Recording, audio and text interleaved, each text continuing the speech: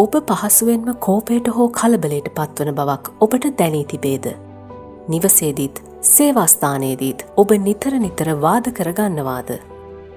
දුෂ්කර කාලයක් ගත කරනකොට ජීවන වියදම ඉහළ යාම, රැකියා ස්ථානයේ කරදර, අනාගතයේ අවිනිශ්චිත වීම වාගේ කාරණා නිසා අපි කනස්සල්ලට පත්වෙන්න පුළුවන්.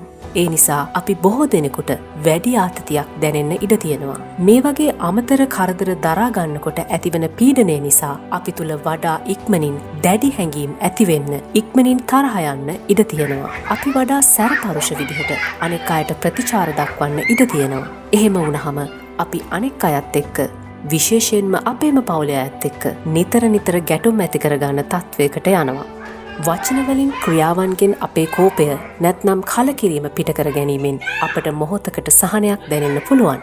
ඒත් මේ විදිහට අනෙක් අයට දැඩි ප්‍රතිචාර දැක්වීමෙන් අපි ඔවුන් තුළ විශාල වේදනාවක් ඇති කරනවා.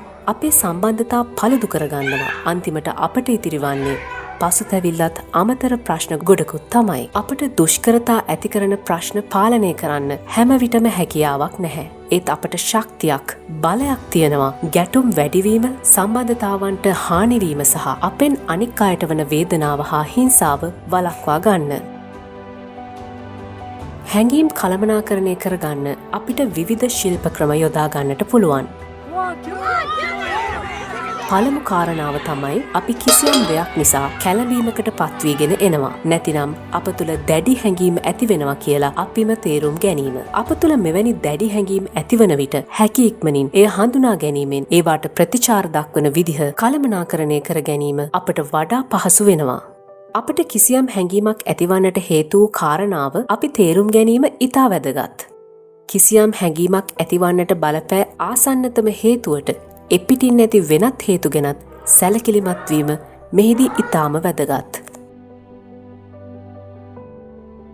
අප කැළඹීමට පත්වී සිටින අවස්ථාවක අප විසින් සිදු කිරීමට ඉඩ ඇති ක්‍රියාවන් අපේ හැඟීම් විසින් මෙහෙයවනු ලබන ආකාරය තේරුම් ගැනීම ඉතාමත් ප්‍රයෝජනවත් වෙනවා.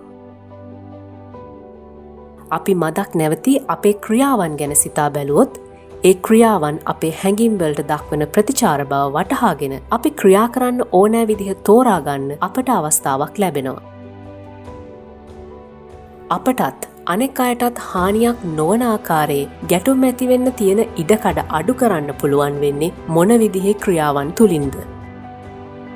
ගැටුමක් වර්ධනය වීම නැත්නම් උග්‍රවීම වළක්ව ගන්න අපට ගන්න පුළුවන් ක්‍රියාමාර්ග ගැන දැනගන්න මෙම වීඩියෝවේ ඊළඟ කොටස බලන්න.